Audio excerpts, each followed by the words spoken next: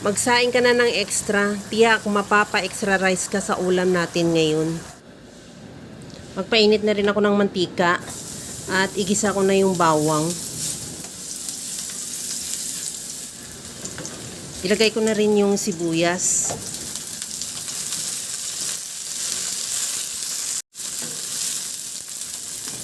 Maglagay din ako ng kamatis.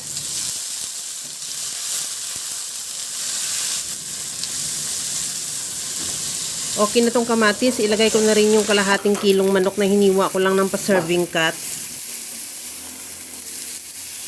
Ihalo ko lang hanggang sa mag-iba na ang kulay at maglabas na rin siya ng sarili niyang tubig. Timplahan ko na rin ng asin at paminta. Ilagay ko na rin yung oyster sauce. Maglagay din ako ng toyo. Ihalo lang hanggang sa mag-reduce lang din yung toyo at oyster sauce.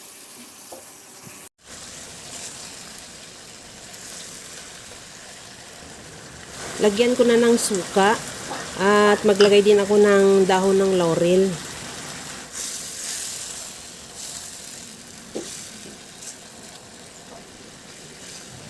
Lagyan ko na ng tubig. Nakadepende yung dami ng tubig sa dami ng manok mo.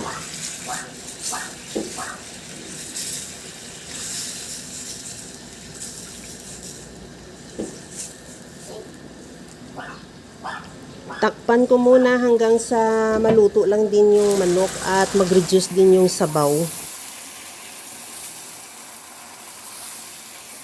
Okay na tong ating manok.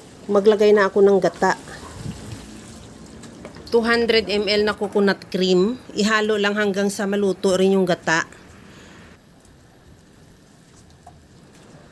Okay na yung ating gata. Maglagay na ako ng siling green at siling labuyo. Depende sa'yo kung mataas ang tolerance mo sa anghang, pwede mo dagdagan, pwede mo rin bawasan, o pwede namang hindi ka na rin maglagay ng maanghang kung may mga batang kakain.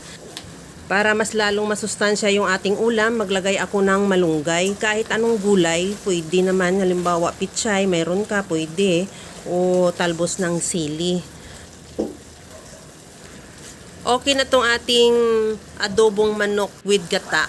Kaya mga kalasa, kung nagustuhan mo yung ating video, please like na lang at pakishare na rin sa inyong mga friends. At kung bago ka pa lang sa aking channel, subscribe na at i-click mo na rin ang bell button para sa mga notification.